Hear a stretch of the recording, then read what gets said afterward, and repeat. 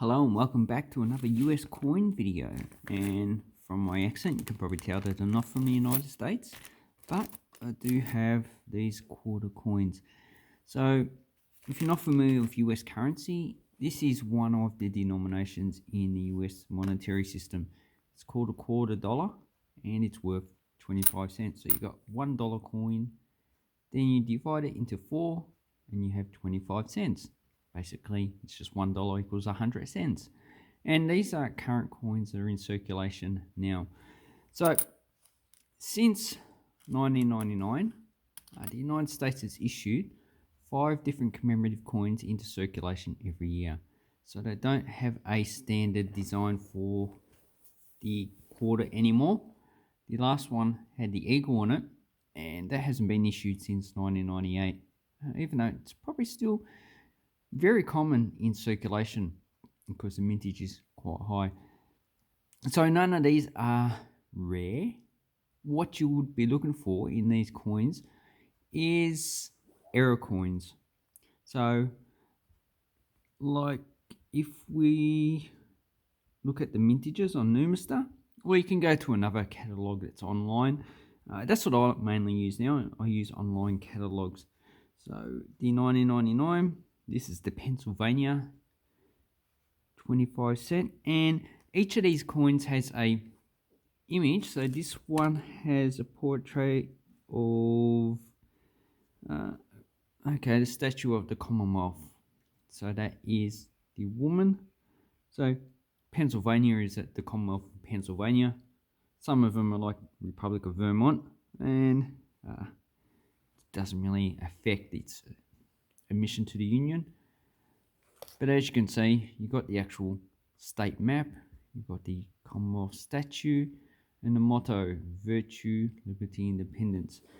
This coin you can find in 3 mint marks, Denver, P for Philadelphia, and S for San Francisco. This is the P. The San Francisco is only the proof, so that's usually about 3 to 4 million. And the P and D mint marks are the ones you find in circulation. So the mintage for this one is 349 million.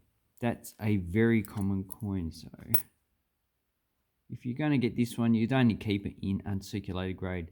So this one's probably almost uncirculated, but you know, these would still be pretty common in circulation. Another thing with US coins is that you can see it's brown there. That's copper. So these are copper nickel clad copper, which the $half, the $1, and also the dime is also. And the rotation. So if you flip it around, you can see that this is upside down now. This is normal for US coins. This is not an error. If you get a US coin and the rotation, when you flip it around is like that, then that will be an error. So what I'm talking about is, I don't know, this Ethiopian coin.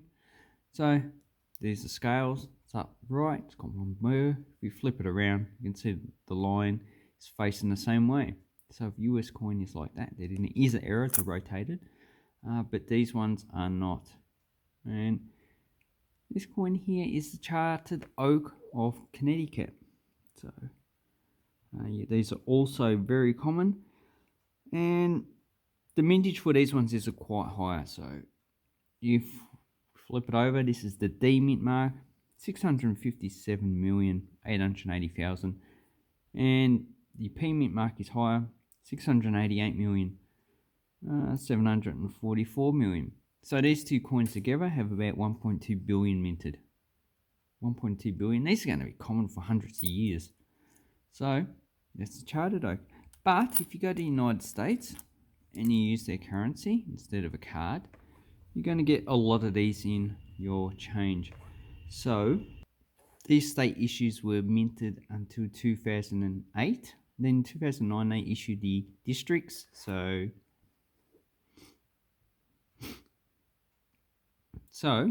you're looking up Numistar, and what you'll find is that's the Carolina Wren. So I need to look that up. Probably nice, beautiful birds, what I've got as a motto. And here we have another coin. So these are 2 different mint marks. Yep, D and P. What many marks do we have for this? Nice sailing ships. So these are a nice design.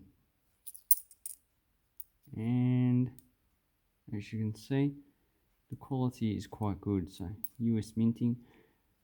George Washington here on this side. Sorry I didn't mention who that guy was. Lots of people should actually know who it is. This used to be a deeper engraving, but it's not that deep at the moment. Then we have 91. So this date up here is the date of admission to the Union. So we don't mean that. I mean the date that it actually became a state of the United States, not part of the United States like Puerto Rico, but it became.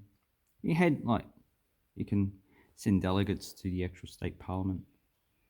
And this one is the D mint mark. Had a mintage of 459,404,000. So quite a common coin. Then we have 1816, so Indiana. Crossroads of America. These usually have the state map on it. And then we have Ohio. So I think this is the Great Lakes up here. The birthplace of pioneering aviation. And then we have, we've got two. So we've got a spaceman on that. Some people are also space cadets. Anyway, next coin is 1918, so 2003. And these are Illinois, so up near the Great Lakes area as well. Land of Lincoln. And funny that Lincoln was actually a Republican. So that's quite a big change from the Republicans that we have these days. And these are P and D mint marks. So conservatism in the 18th century is totally different from conservatism now. So here we have a Kansas, 2003. 1936, they were admitted to the Union. We have a diamond at the top, a type of geese, so probably a Kansas geese or whatever. And as you can see, these are not really that worn. And then we have Texas, 1845. Interesting thing is that you can find a lot of banknotes that were issued by Texas during the independence years. I think it's 1835 to 45. This is the Lone Star State, so that's their motto. I like to call it the backward state, but you know, that's just me. Oh, look, it's upside down, like Texas is. Then we have Oregon. Well, I like to call it oregano. And the Crater Lake with lots of oregano. And this is a crater lake with a volcano in the center. So this would have been a collapsed caldera. I haven't read much on the geology of this place. But the volcano is not extinct and it's still rising. This is a P mint mark. Here we have another one, same. This is the D mint mark. And then we have California. So conservatives like to pick on California. Very expensive place. Yosemite Valley. John Muir. Don't know who that guy is. Anyway, I could probably look him up on Wikipedia. Pretty common. 1850 they were admitted. So they used to be part of Mexico as well as Texas. Then we have Colorado. So 2006, 1876. And I believe this is the Rocky Mountains. So colourful Colorado. And this is the P. So that's the end of the state quarters that I have. And the last one that I have is Gettysburg. So 2011, Pennsylvania. And this has a Civil War monument on top with a cannon. So, and this one I think had a mintage of about 30 million. So being 2011 after the GFC, the recession. Not surprised that the mintage is quite low. So if you look at the mintage of US coins after they have a depression or recession or something, mintages generally crashed. And you can see that with a lot of countries that issue coins every year.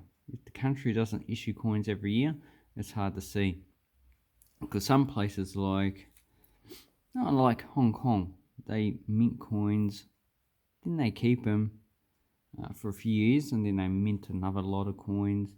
So they don't issue coins every year. What other place? Oh yeah, Sierra Leone. They only mint coins like once every 10 to 20 years. Obviously, they mint quite a lot of coins. And then they only mint coins when they really need them for circulation.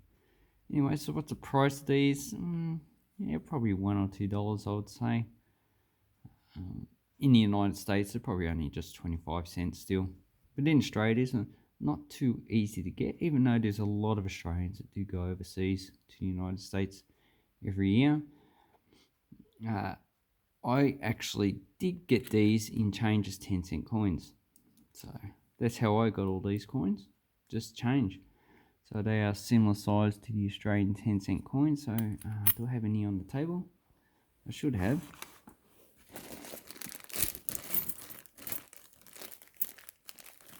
Okay, here's a 10-cent coin. You can see that the size is pretty similar. The US coins is probably about 1 or 2 millimeters bigger. But even though the value is about 35 cents, you can't exchange them at the bank. So once you bring these coins back, all you can do is like give them away or just use them as 10-cent coins. At least you get some money back anyway. I hope this helps you with US quarter coins. Now, do I actually collect these? No, not really. I'm probably gonna sell these off on eBay because, you know, there's just too many of them. You know, you got 23 years times 5. That is 69. That is, I don't know. See, I can't even add up. So it's actually 115. So it's quite a lot of coins. 115 coins if you want to complete this set of coins from 1999 to 2022. And they're still going to continue on with this type of coin issuance in the future. Anyway, hope this helps you with your coin collecting. I have links down below. Please give it a thumbs up, subscribe to the channel, and also leave a comment if I make a mistake. I don't mind being corrected. Thank you and goodbye.